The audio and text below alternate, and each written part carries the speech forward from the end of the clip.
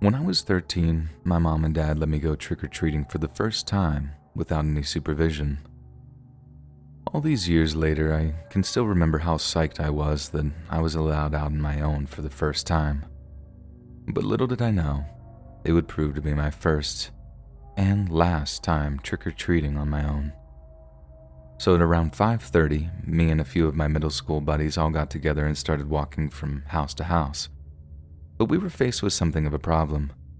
Some of the fancier houses, the ones with spookier decor, were so jammed up with kids that some had literal lines forming down the driveways.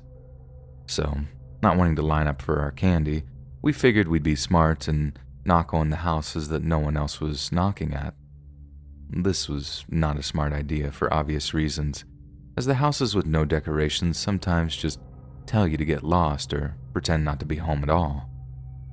Anyway, we knock on this one house, and instead of getting some grouchy grown-ups, some kid the same age as us answers the door. We didn't recognize him from school or from hanging around the neighborhood, so we're kind of confused, like, trick or treat? All before the kid just slams the door in our face. Feeling suitably rejected, a few of us go to just walk back down the driveway, but one of my friends is like, nah, screw this kid, and knocks on the door again.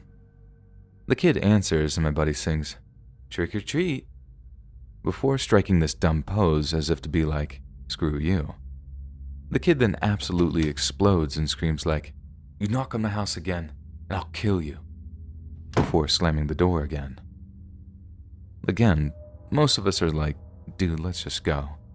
But this one friend of mine is basically like, oh, it's on. Shoves his finger into the house's doorbell and keeps it there, resulting in this long, solid brrr sound.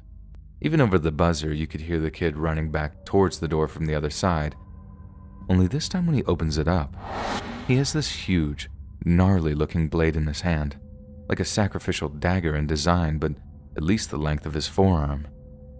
As soon as we see it, we just bolt up the driveway and out into the street, but I kid you not, this kid follows us. We managed to maintain a steady distance between us as we ran, and the kid wasn't all that fast of a runner. But in all of our dumb costumes, we couldn't run as fast as normal, so we're in serious danger of maybe tripping, falling, or just slowing down enough for this psycho knife kid to catch up to us. I think the worst part was when we saw some lady taking out some trash and we ran to her for help. She just looked at us like we were playing a prank, and then when she saw the knife, she just bolts back indoors too. I swear to God, that was the worst feeling, thinking, my God, no one's gonna help us.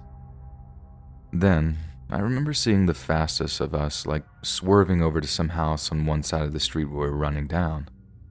Then, only when I got a little closer did I realize he was bolting into an open garage.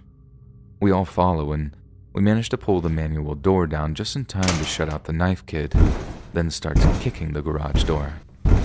This summons the homeowner into the garage, who's obviously like, what are you doing here? But once we explain the situation, the guy runs off to call the cops. We're still in the garage, shaking and panting, still terrified the kid is going to break into the guy's home somehow. But the next time the homeowner reappeared in the garage, he has his cell phone in one hand and a gun in the other.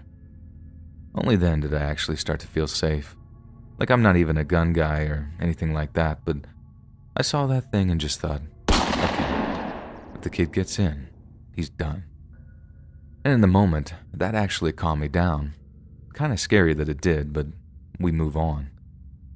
Anyways, the cops showed up pretty quick, which meant we had the pleasure of watching that stupid psycho get slammed into the pavement.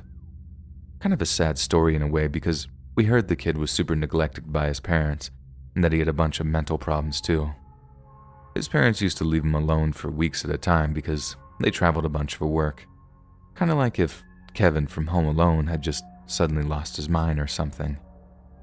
I feel for the kid in a way, but honestly, he was lucky he didn't get shot, either by the homeowner or by the cops.